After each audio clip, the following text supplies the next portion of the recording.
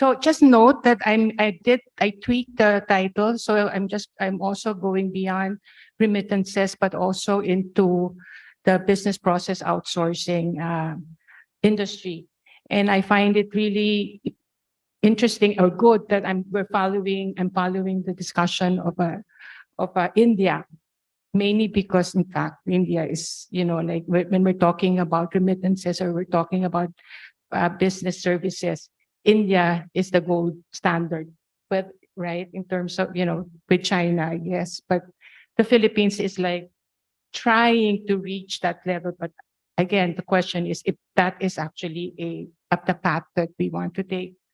So just to start, the past decade, the Philippine economy stunned. From the mid 2000s to 2019, before the pandemic hit, it grew an average of about 6% per year, turning a country that had long been regarded as the region's economic laggard into one of the world's fastest growing economies. The country's economic turnaround initially confounded, as it lacked a robust domestic manufacturing base that had traditionally been associated with rising productivity and incomes. Today, there is a wide agreement that the country's reversal of fortune has been due to the country's booming trade and services. That in my presentation, I will limit to the labor migration and business process outsourcing industries. In 2019, overseas Filipino workers or OFW remittances amounted to $35.17 billion, and the business process outsourcing or BPO export receipts amounted to $26.3 billion.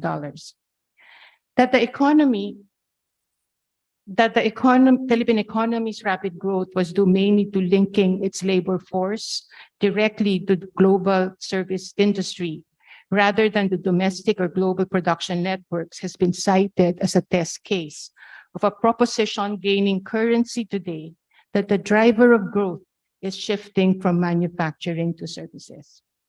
Mainstream economic analysis, for instance, would sum up the country's or the Philippine growth would sum up the country's growth pattern as being fueled by the services sector on the supply side and private consumption on the demand side. Yet not too long ago, this growth pattern was seen as indicative of the country's shallow structural transformation, the reason for the country's failure to catch up with its industrializing neighbors up until the mid-2000s. What changed? For the Philippine economy, which had long been dominated by low-value services, the change came directly by linking its labor to global markets. This has been used to support claims that services presents a different development path.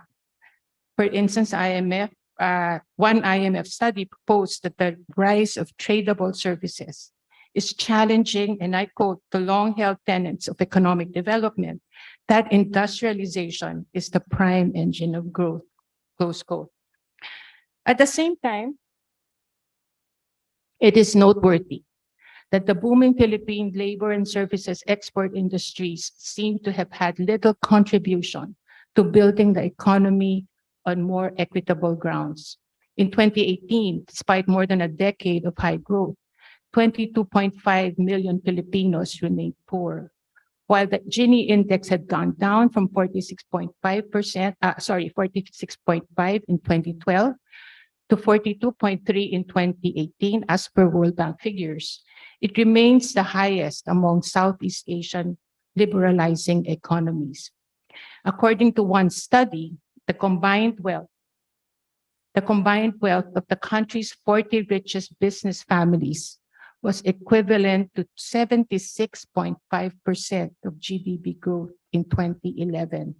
In contrast, this figure was 33.7% in Thailand, 5.6% in Malaysia, and 2.8% in Japan. This is by Hapito 2013. Noteworthy as well, the country's growth pattern has failed to grow the middle class.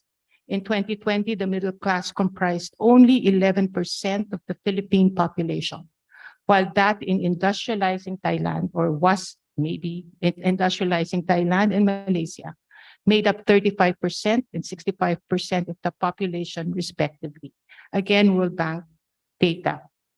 Indeed, the Philippines presents a paradox of growth, of rapid growth but high inequality, of rising consumption but a small middle class. By examining the link between the country's booming industries and growth, the study my presentation hopes to investigate the factors behind the development pattern. Before proceeding to the empirical discussion, allow me to outline some key points of the emerging debate around Asia's development path.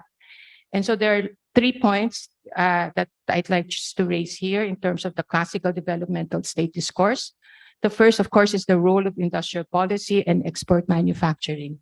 The second is the growth with equity model, in which the adoption of asset and other social reforms proved critical. And the third is the relationship between mass production and mass consumption. Since the 2007-2008 crisis, there's been a question on the relevance of this model. One question raised whether services might replace manufacturing as the engine of growth. Sorry. Yeah. An early ADB study, for instance, stressed the need to turn to services in order to go beyond what the authors perceived as, quote, and I quote, the maturing manufacturing sector of developing Asian countries, in quote, and close quote, in light of the depressed demand in the North for their exports in the wake of the crisis. According to this view, the key for rebalancing is the liberalization of services trade and focus on growing domestic demand. As earlier mentioned, the Philippines case is an example of a developing country where services has dominated the economy due to a declining agricultural sector and big manufacturing. In fact, the country's experience suggests the limits of otherwise auspicious initial conditions. A large educated workforce, partly due to the public education system set up by the US colonial rule, had not translated into faster development for the country. Despite having a relatively rich human capital, the economy has been dominated by low-value services, industries, notably car repairs, retail and wholesale, trade, and personal services. The country's growth momentum began only in the mid-2000s in response to 2 global trends. First, while labor has been one of the Philippines' key exports, this industry received a major boost with the expansion of the global care or householding industry, due largely to the development countries' aging population, the decline of the welfare state system, and changing gender roles.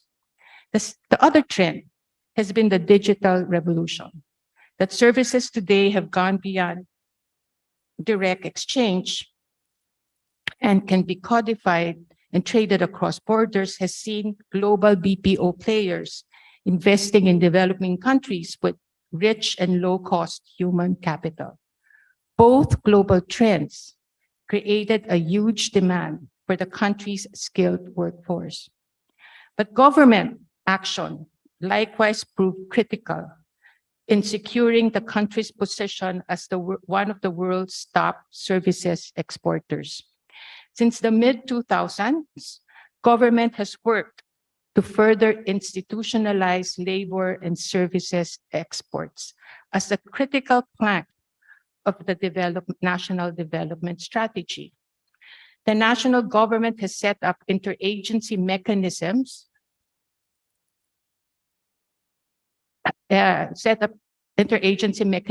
to facilitate the recruitment and overseas deployment of Filipino workers, a push that culminated with the establishment of the Department of Migrant Workers in 2021. It has also actively established or participated in bilateral labor contract negotiations, issued tax policies in order to redirect the flow of billions of dollars in remittances to the formal financial systems, and provides training for jobs such as technical courses on household management in high demand in foreign countries. Large, largely, largely due to such efforts, personal remittances as a percentage of GDP peaked at 12.8% in 2005. Since 2010, remittances have been equivalent to about 10% of the country's gross domestic product.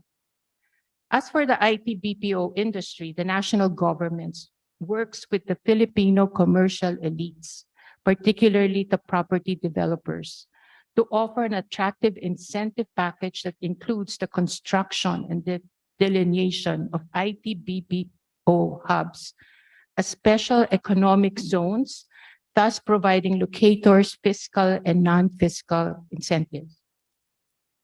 As of end 2021, there were about 1,274 companies in 297 IT centers. All in all, from 2004 to 2012 to 2019, remittances grew from $8.55 billion to $30.1 billion, while the BPO revenues went up from 1.3 billion to 26.3 billion. The growth of labor and services export industries has contributed to the consolidation of commercial interest in the domestic economy. For one, in order to capture the income streams from the country's trade in services, business conglomerates have been diversifying or shifting resources away from manufacturing toward retail, education, health, real estate, and tourism, businesses that line up with OFW household spending patterns. Specifically in terms of economic interest, two businesses have been critical to wealth accumulation. First are the commercial banks, through which billions of dollars of OFW monies flow. And second, of course, is property development that has gained from the brisk sale of housing units for OFW families and rental streams from multinational BPO companies. That said, we should look at the configuration of the middle class. As suggested in the above discussion, the two industries have generated well-paying jobs for millions of Filipinos. According to a 2018 National Migration Survey, 12% of Filipino households had at least one member who had worked abroad. The BPO industry, for its part, has provided hundreds of thousands of the country's college graduates with a viable career alternative to work overseas. As of 2022, the industry reportedly had a total of 1.43 million full-time employees. These two industries, no doubt, has helped fuel the country's rising consumer market. The difference that overseas employment makes on household incomes is considerable. Okay. Okay, it's considerable. For instance, one study notes that the average yearly income of a remittance receiving household in 2006 was 73% more than a non-recipient household. As for the BPO industry, by offering jobs with relatively high salaries, it has also increased the ranks of professionals with purchasing power that had in turn contributed to the growth of services industries. Nevertheless, the country's middle-class population has not grown apace the expansion of the rate of private consumption. Also, and this suggests that services trade has had little success in spreading the benefits of growth. The same NMS 2018 study noted, for instance, that 25% of the country's richest households have at least one member who was and continued to be an overseas worker. Only 4% of households belonging to the lowest income group could say the same. Before the pandemic, yes, Jose. I'm scared of you. Before the pandemic, the Philippines was named as among the top 5 emerging markets with the best middle class potential to become a prominent consumer force, thanks not only to their large size, but also the strong income growth prospects up to 2030. No doubt this rosy projection is intended for global businesses in search of rapidly growing consumer markets and investment sites for their products and services. One can argue, however,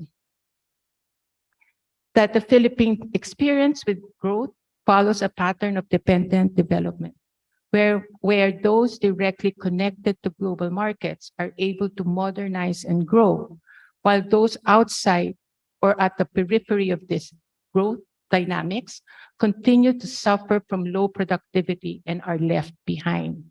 The country's growth pattern also raises serious questions on an emerging market narrative that stresses consumption rather than labor productivity as the main driver of economic growth.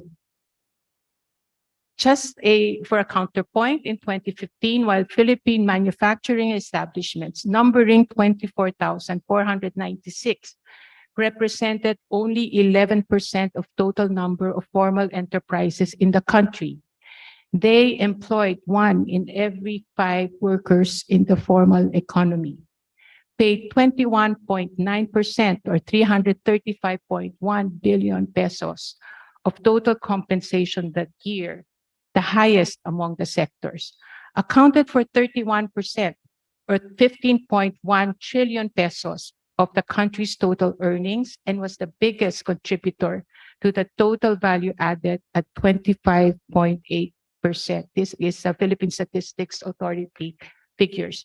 In conclusion, one of the things evident in the progression of how the Philippine service sector has developed is a typology linking the pattern of service with their potential for labor productivity and sustained growth. In fact, 3 main examples of this insertion exist in the Philippines. The earliest phase, concentrating as they did on deployment of Philippine labor overseas, mainly produced purchasing power among broader sections of society, with little in the way of spin-off development. The rise of the BPO services like customer services and transcription services employed educated and mainly young people from the middle class, helping to sustain and even marginally expand that class. But the economic spin-off mainly redounded to the construction of consumer centers around those workplaces, sites where employees could dine and rent living spaces. Still, the fact that employment and the construction of such communities, as well as businesses to support employees, are located in the Philippines represent an advance over earlier labor deployment overseas. A more recent development in the Philippine services sector is the trend toward manufacturing services. Noteworthy in 2022, for the first time, manufacturing services that include engineering, design, and data science registered faster growth than the more traditional types of services. The country that has been known for. In mobilizing the Philippine research and development community, this subsector has the potential of developing and deploying skills and networks to undertake innovation and product development. Whether or not the Philippine science and technology and the link between the Philippine science and technology and domestic manufacturing materialize, or used almost exclusively in the service of foreign companies, is yet to be seen, and can well depend on whether the government will deploy an array of policies and supports to advance these interests as it did in the earlier stages in the development of the service sector.